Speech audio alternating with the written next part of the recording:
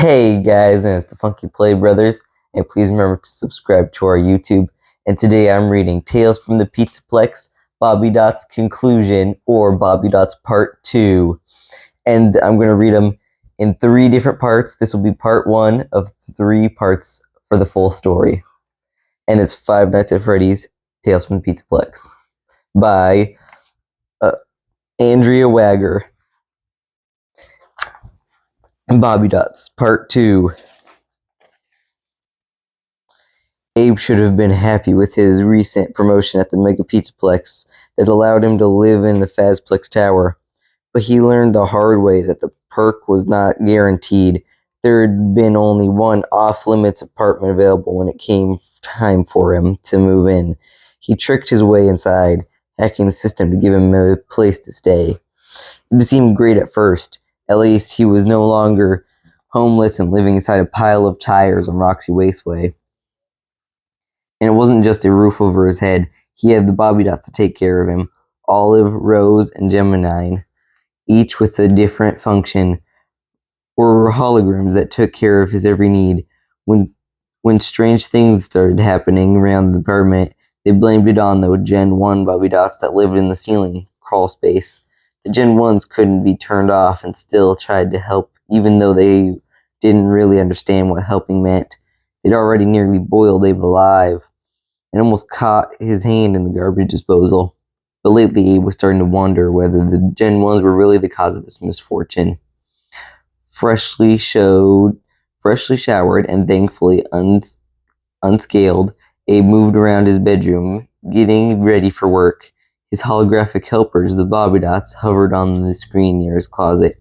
Today's forecast, Olive said, shading her green eyes against the glare coming through the window, is for sun. I could have told him that, Rose said, squinting her pink eyes and nibbling on a croissant. Gemini tapped her blue headset. How about some jazzy music to celebrate the weather? The frantic notes of disky-style jazz filled the apartment. Abe preferred quiet in the mornings, but he was working hard to stay on the Bobbiedots' good side. He didn't say anything about the music. He crossed to his dresser, pulled open the second drawer, and reached for a pair of socks. He pressed his fingers to his temple, and the music was giving him a headache. Rose winked into view. Abe, are you okay? Do you have a headache? No, Abe snapped. It's just that he stopped. He didn't want to complain about the music or anything for that matter. He couldn't afford to anger the Bobbiedots. He forced a smile. Everything's fine. Olive popped up on the screen next to Rose. You're acting strange, she said, her green eyes closed near the slits, and she studied him. Did she know he no longer trusted the Bobbiedots? Abe looked at Rose. She was watching him just a little too intently. Abe turned away from the Bobbiedots. Work stuff, he said, nonchalantly as he sat to pull on his socks. Abe put on his shoes, pulled on his shirt, and headed toward the bedroom door. He attempted to pull the door open. It wouldn't budge. He jiggled the door. It remained closed. What's going on? He snapped. Oh, I intended the bedroom door locked for your protection, Olive said. Abe looked at Olive. Her green eyes looked back at him impassively. Oh, okay, thanks, Abe said. But could you please open the door now? The door clicked. Abe opened it. Abe couldn't wait any longer. He had to get on with his plan. Abe had decided that the first thing he needed to do was find out, once and for all, whether the Gen 1s actually existed. Were they real or convenient scapegoat for the Bobbiedots' antics? If the Gen 1s were real, Abe figured that there had to be information about them somewhere in the Pizzaplex databases. It was time for him to use his engineering access. It was nearly 7 p.m. Abe was the only one left in the office. Outside the sun was down, but it was still throwing an orange glow across the horizon. The glow fell over the Fazbear Tower and made it look vaguely like a shiny bright carrot jumping up toward the sky. Why had he ever thought it looked like a palace? Abe returned to his attention to the computer. His screen displayed a list of all the Fazbear Entertainment robots. Abe scrolled through the list. He couldn't find any references to the Gen 1s. The only Bobby Dot entry was the holographic Bobby Dots. Okay, so they didn't exist. Or did they? Fazbear Entertainment didn't always keep records of animatronic failures. It was still possible that the Gen 1's record had been deleted. Abe drummed his fingers on the desk. Now what? He scrolled back through the information and his gaze landed on the links to storage location, next to each animatronic entry. Of course, Abe shook his head. The retired and DYS functional animatronics were kept in the pizzaplex underground levels. If the Gen 1s did exist, Abe might be able to find one in storage. It was worth a try. Abe grabbed a flashlight, left his desk, and headed out the office. He wasn't a big fan of the Pizzaplex underground. He knew his way around it, of course, but it was dark and filled with eerie animatronic parts. The dungeon-like air made Abe feel claustrophobic, but Abe was willing to face the underground if it would help him solve his problem. Abe took the elevator to the first level of the underground. From here, to get to the lower levels, you had to follow descending tunnels. The first level wasn't so bad. The official storage floor of the Pizzaplex was just a big warehouse. It had concrete blocks, walls, and shiny cement floor. Metal shelves held thousands of boxes and crates lined the walls. At least a dozen or so employees worked down there full time. Abe didn't know any of them personally, but waved at a beefy guy behind the wheel of a forklift. The guy nodded. Abe walked on, heading to the dingy opening until Unitil door. The until door was a dark passage with a metal grated floor. Abe's feet created a metallic cadence that echoed around him as he strode it as fast as he could between the runway-like rows of red lights that lined the metal gridwork. Above, more red lights barely illuminated the long, cramped hallway. The lights threw their red glow over a network of wires and pipes lining concrete walls. Abe always thought the red lights were appropriate for the area, even if they gave him the heebie-jeebies. This section of the Pizzaplex was like his circuitorial system. All the complex utilities all the complex untitled lines originated here. This area gave the Pizzaplex its life, but nothing about it felt lifelike. The until door was rank and musty. Abe wondered how many small animals had found their way down here and died, their corpses decaying in the moist, warm air. Abe hurried to the end of the Unitil door. Now for the worst part.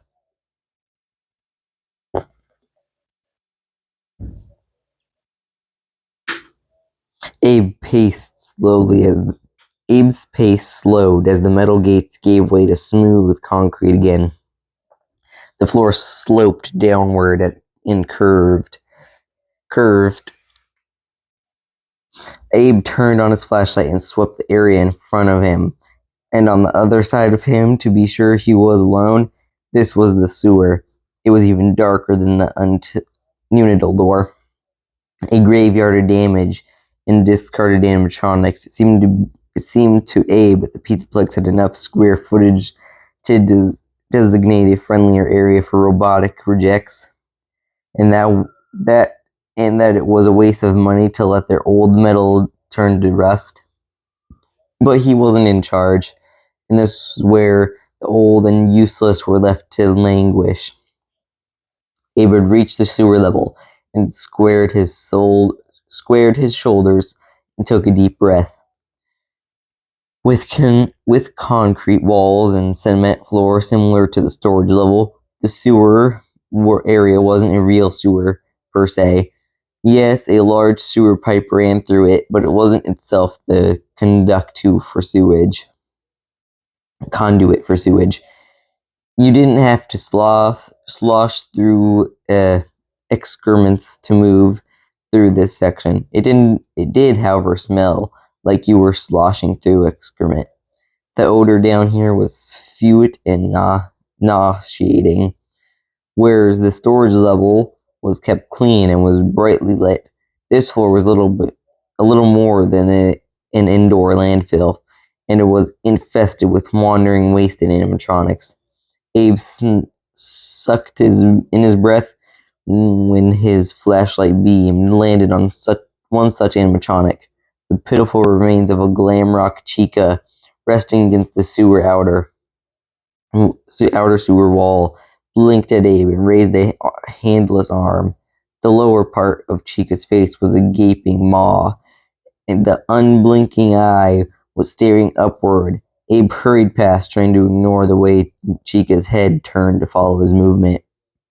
Abe rushed forward, whipping the flashlight right and left as he went.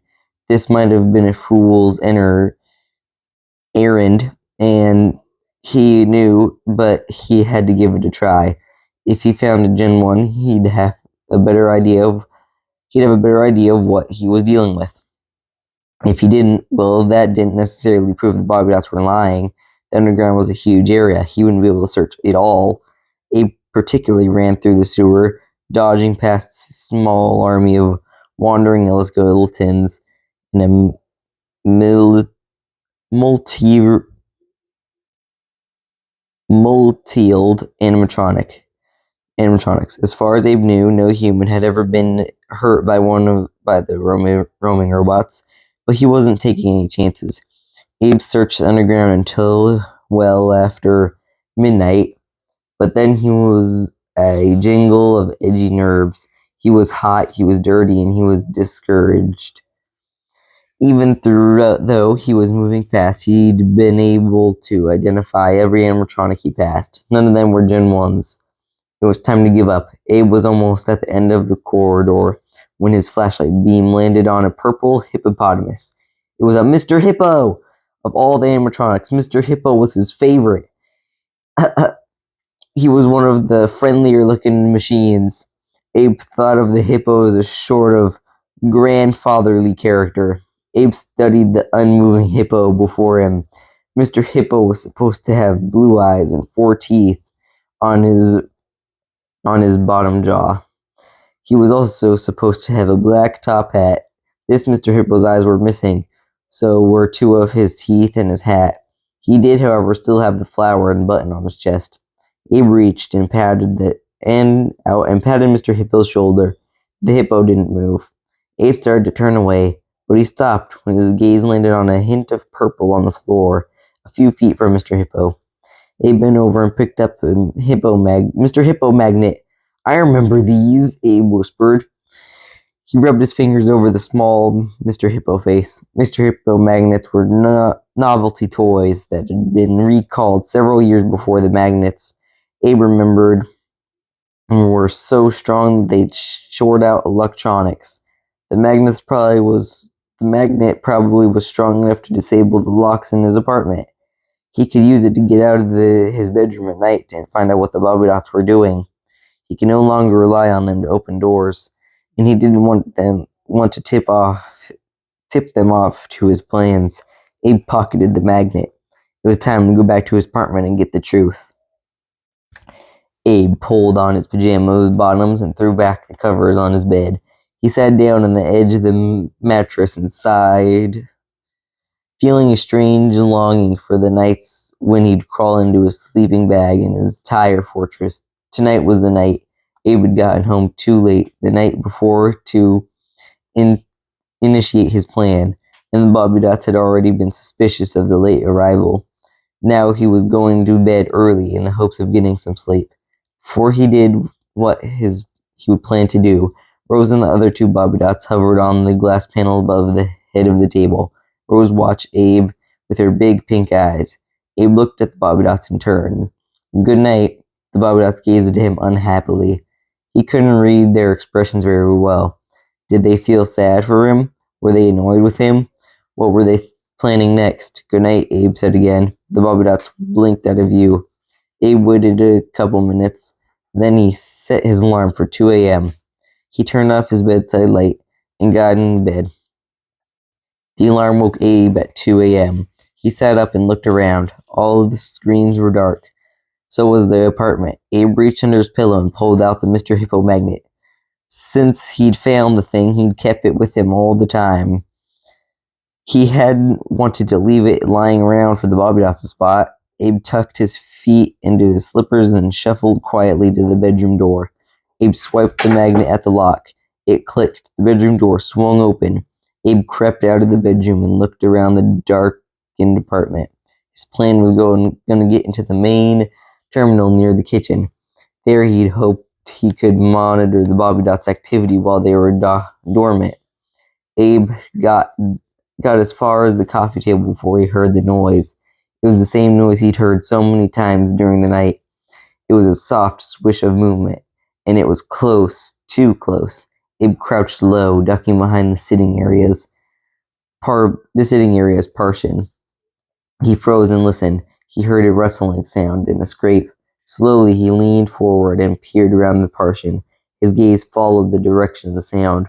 Abe had to swallow a gasp. The trap door was open. Abe took a cover behind the partition again. He tried to keep his breathing even and silent. He wanted to see what was coming through the trap door, but he didn't want whatever it was to see him. After what seemed like a nearly endless few minutes, the sound moved away from Abe. He risked a peek and nearly screamed. Long, black cables dropped from the open trap door and trailed through the apartment. The cables looked like tentacles, and if a giant black squid was slithering down from the ceiling to find Abe, several rubby cables twitched Abe's way. Seemingly alive, they groped and scrabbled toward him. Abe scrambled backwards, seeking the shelter of his sofa. The cables pursued Abe, withering and twitching. They made cracking, rustling noises as they flicked against one another. Abe crawled around the end of the sofa, ducking behind it just in time. Another mass of cables trailed over the coffee table and spread up onto the sofa just as Abe dove behind it.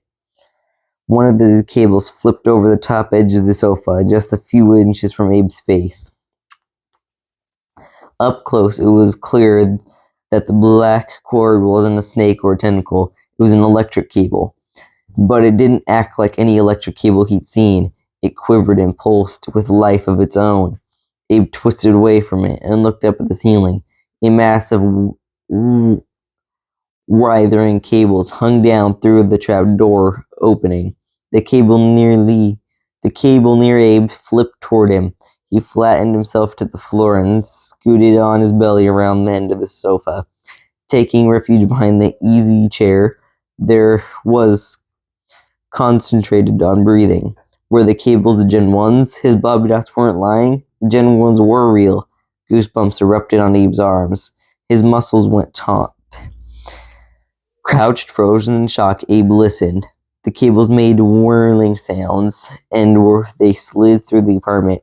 The sounds weren't loud, but they were suddenly seemed deafening to Abe.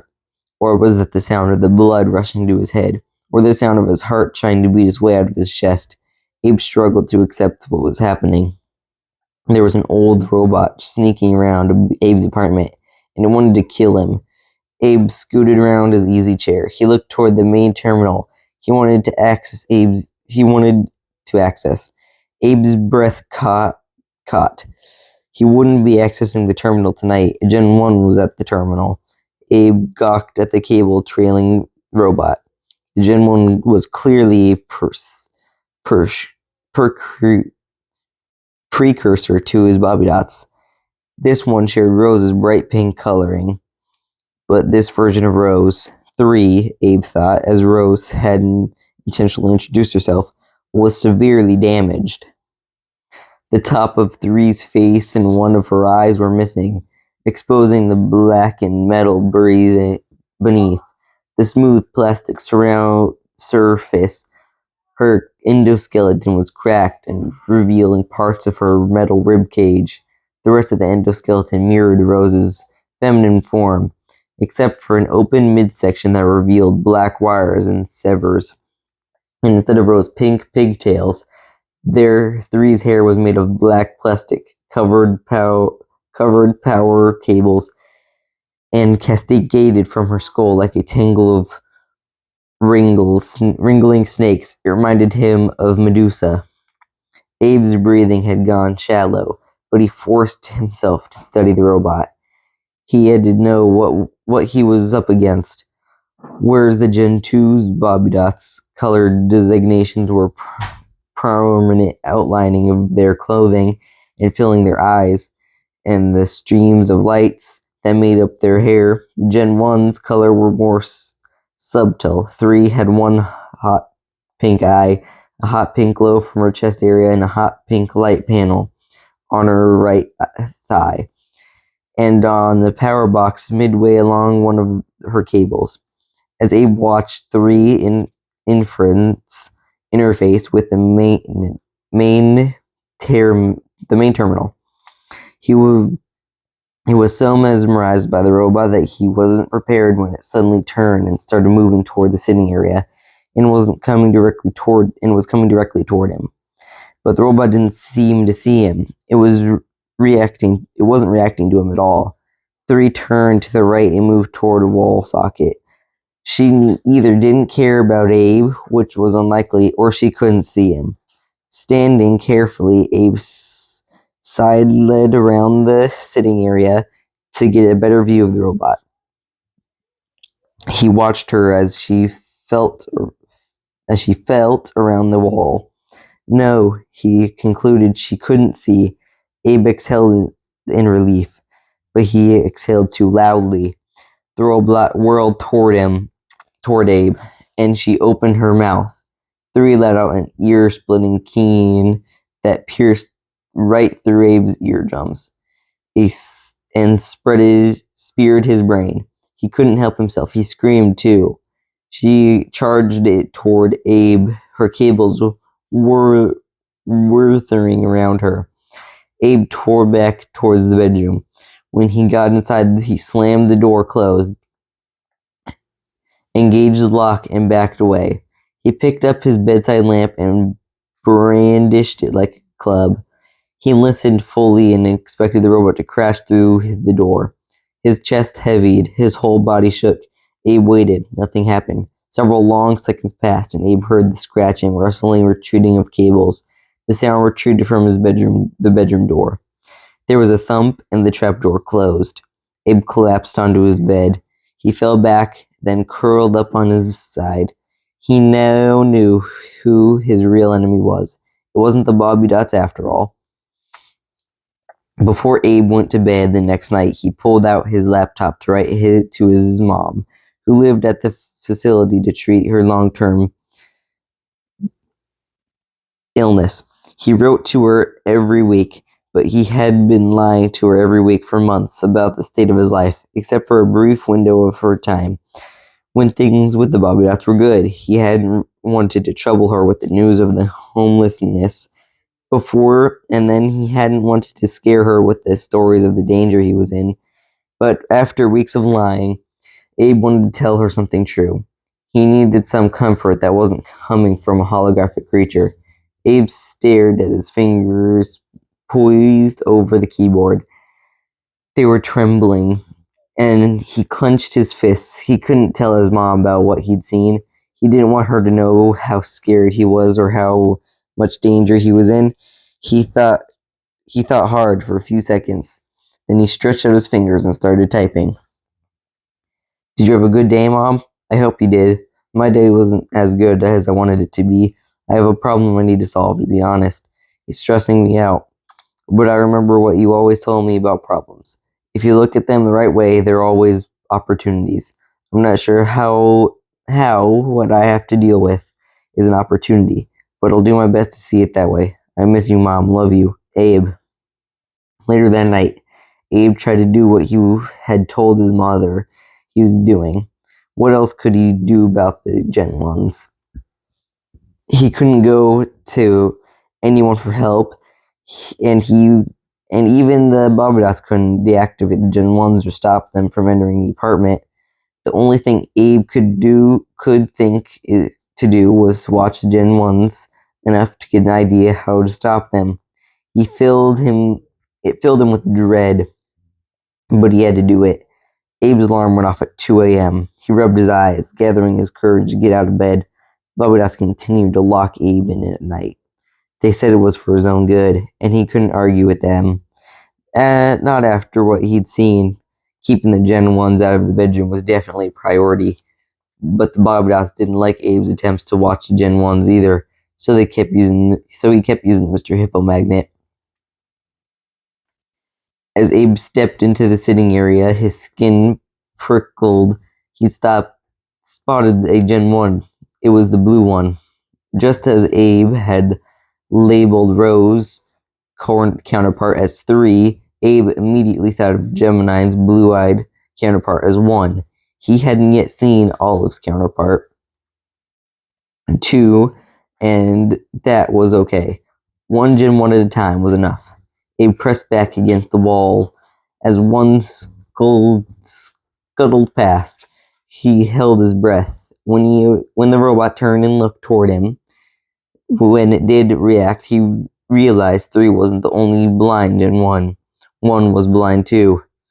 Was 2 blind as well? Again, Abe was in no hurry to find out. As 1 moved on by, Abe studied her. 1 was missing an arm and the lower part of her face, covering which exposed a black and metal tooth-filled mouth and jaw. Her remaining arm was missing with its white exoskeleton below the forearm, so her remaining hand was nothing but a battered, inky metal. 1's cables, unlike 3's, emitted from the crown of her head like a top-knot ponytail. Both of the one-eyeds shone blue, and she had a glowing blue oval on her forehead, similar to those of Gen 2 Bobbiedots. He hadn't heard 3 speak, but 1's voice box appeared to be damaged. It was emitting hissing and gurgling sounds. The sounds were soft, but they were unnerving. Abe was used to robots, even damaged ones. So he didn't know why he found the Gen 1's appearance so disturbing. If I didn't know they were trying to hurt me, would they bother me so much? He wondered.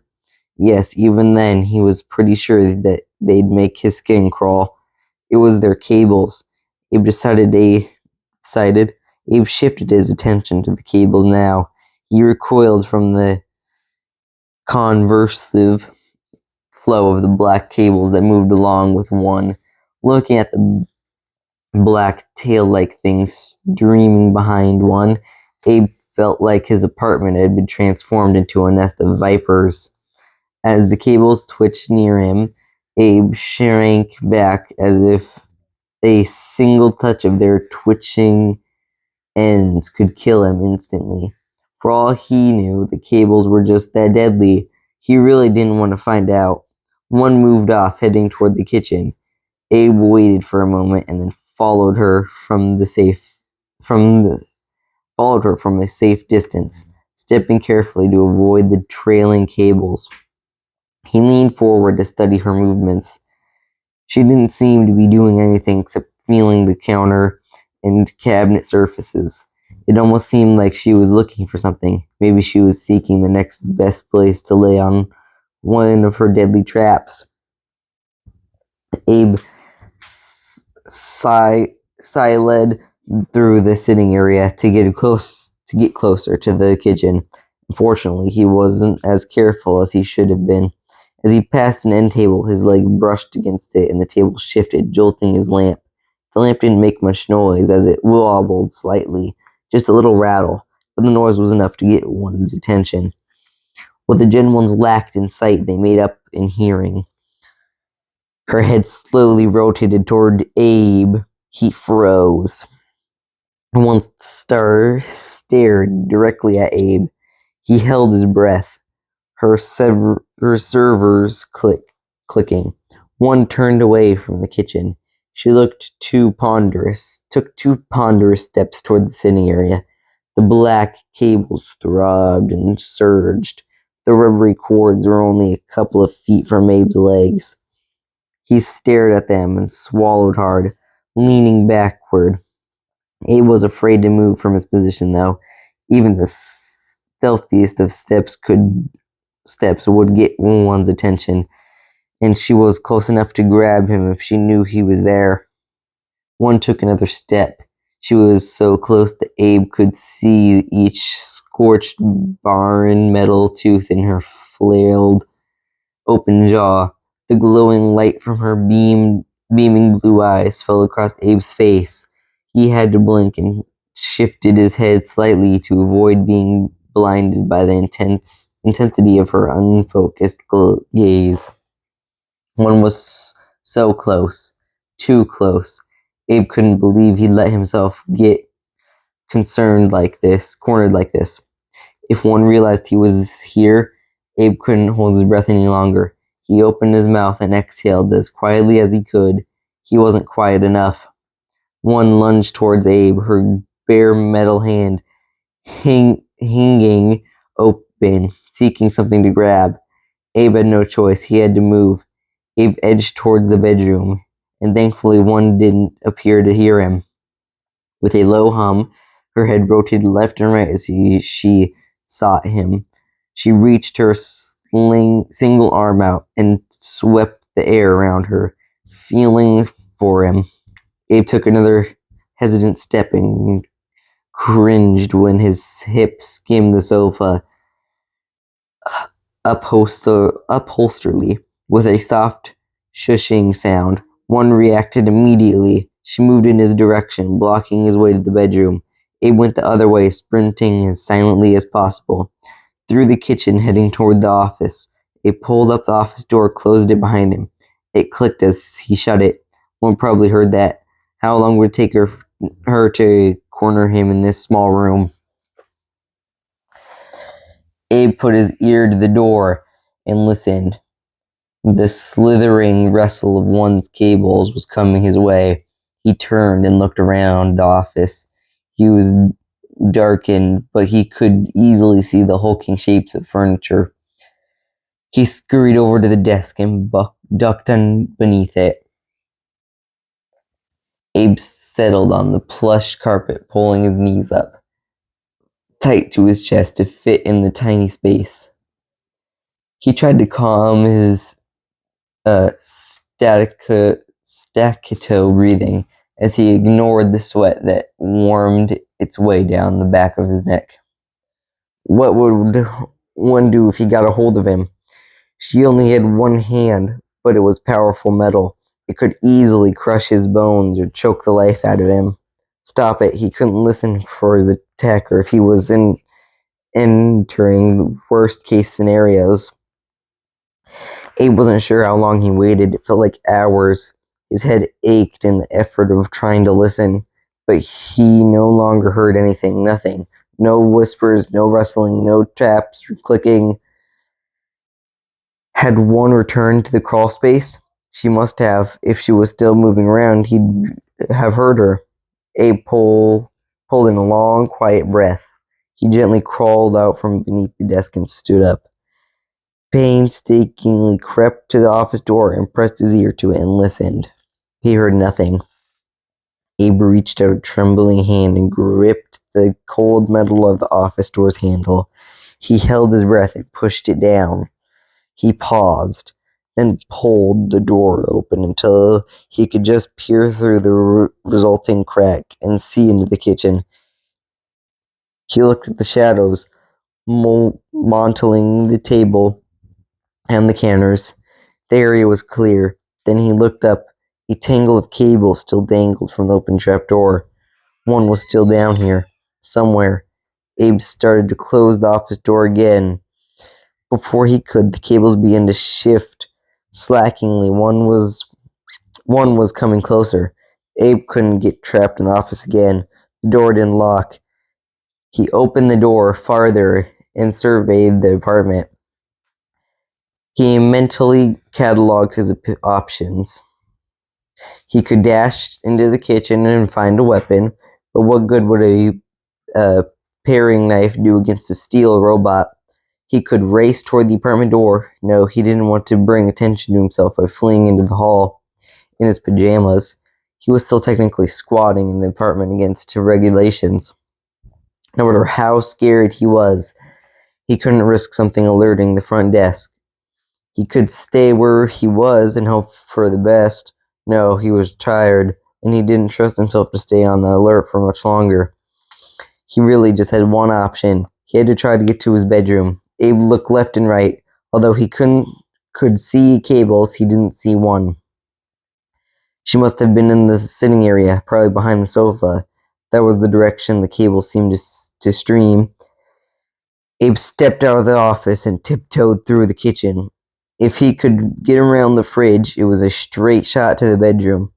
He gogged the distance. He took a breath and moved out away from the fridge. And he nearly walked right into one. One gazed directly at Abe, her toothy mouth clenched in a metal grimace. The lights in her eyes pulsed. He gasped. The metal tooth-filled mouth opened. Abe looked into a darkened maw. One screamed. Her voice box was damaged, so it sounded a bit like a klaxon that had metal in it in the summer sun, still searing out, garbled rather than shrill. She lifted her single arm and darkened metal hand flexing. Reaching Abe was in motion instantly. He lunged away from one, taking a long step toward the bedroom. Unfortunately, he didn't complete the step. One's hand clamped tightly around his ankle and tugged Abe Abe crashed into the floor.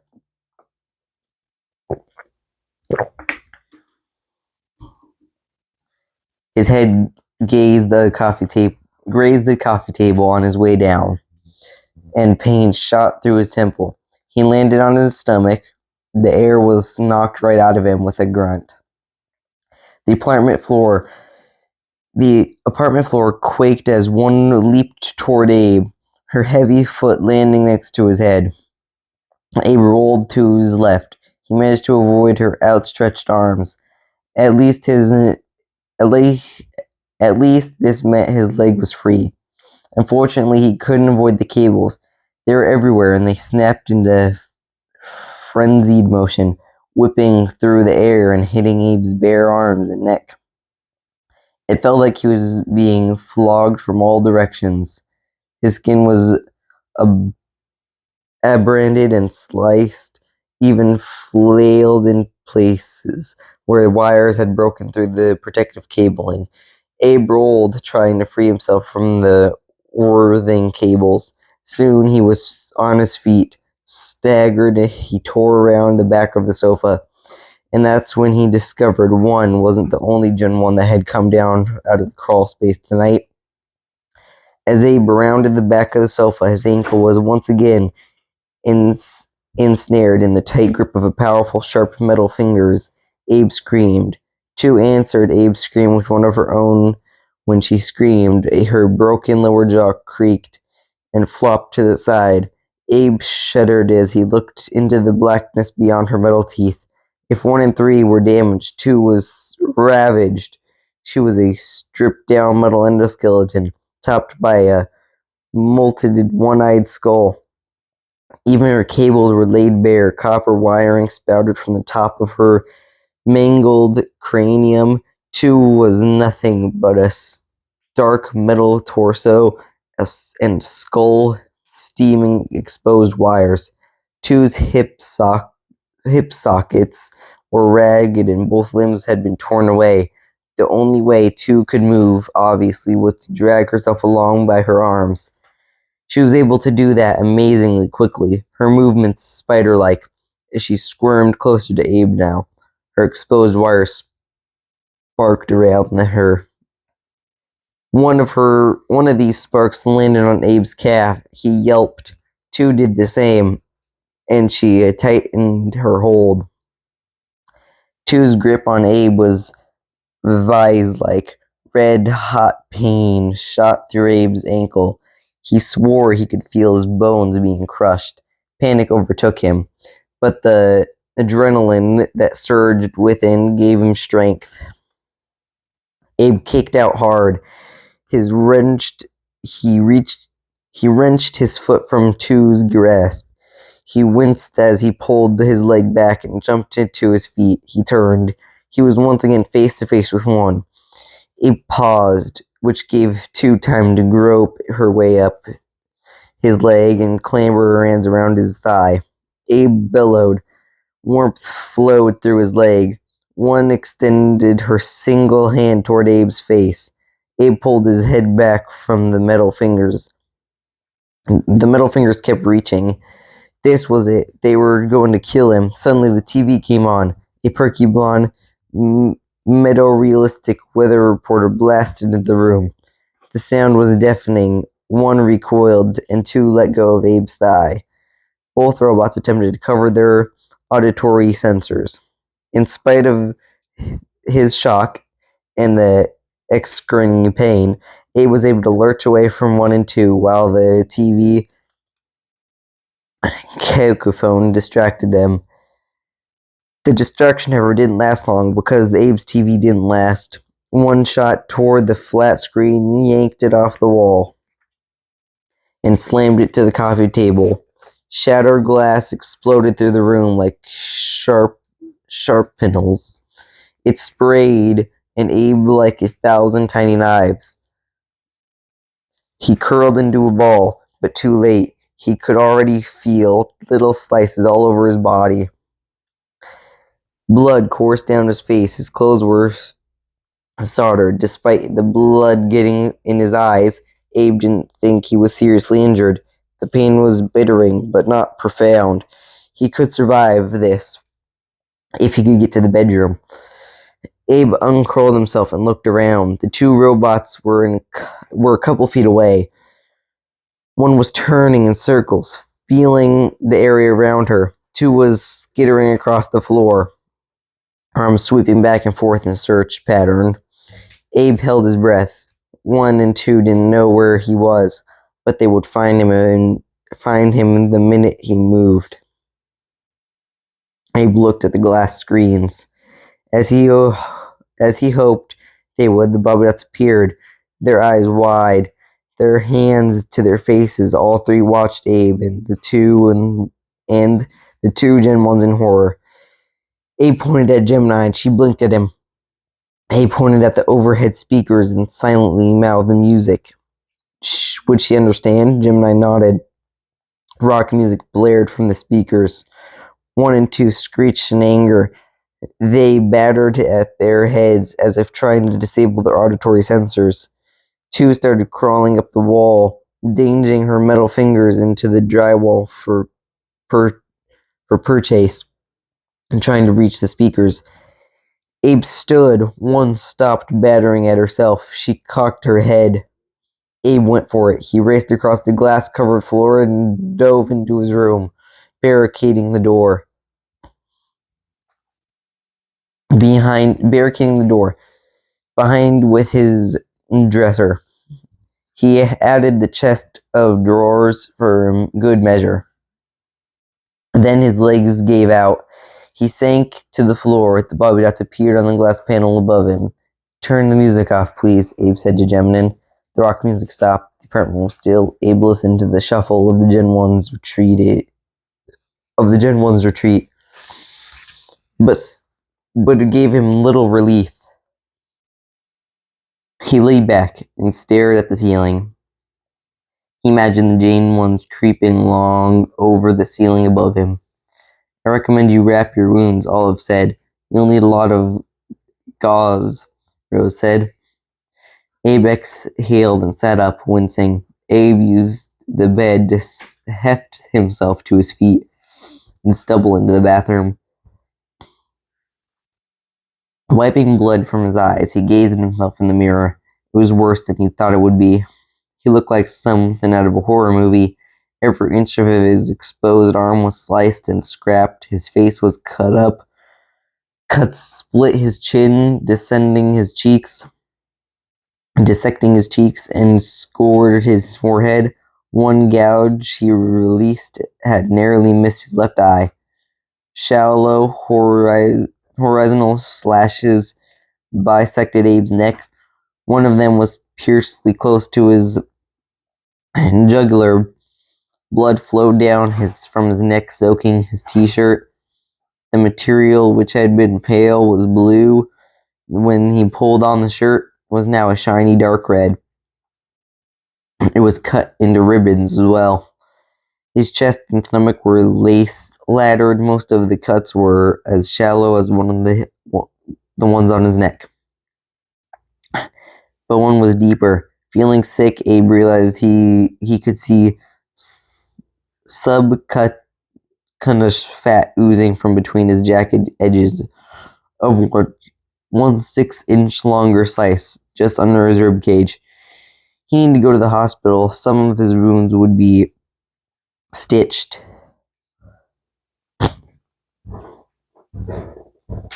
But how could he explain his injuries? What if the hospital contacted the police? If Abe went for help, his entire ruse would fall apart. Technically, he was allowed an apartment by his job, but this one was off limits for a very good reason. Fazbear Corporate cracked down on rule violations. Would he lose his job? Would they press charges? What if he ended up in jail? And how would he pay for the emergency room visit? The ERs weren't cheap. Abe's new job came with benefits, but there was a 3-month waiting period for those kicked in. Abe gripped the edge of the bathroom sink, but his legs gave away. He sank to the floor weakly. Abe reached to the cabinet under the sink. He groped for gauze and bandages, starting with his worst wound. First, he began trying to patch himself up. He was crying after a few minutes and keeping in the pain after a few more. He was spent when he finally finished wrapping all of his wounds. How much more of this could he take? So, guys, thanks for listening. Tune in for part 2 of bobbiedots, the conclusion. So, guys, thanks for watching. Like, comment, subscribe, hit the notification bell. Follow us on Twitter at the funkyplaybros. Follow us on Instagram and TikTok at the funkyplaybrothers.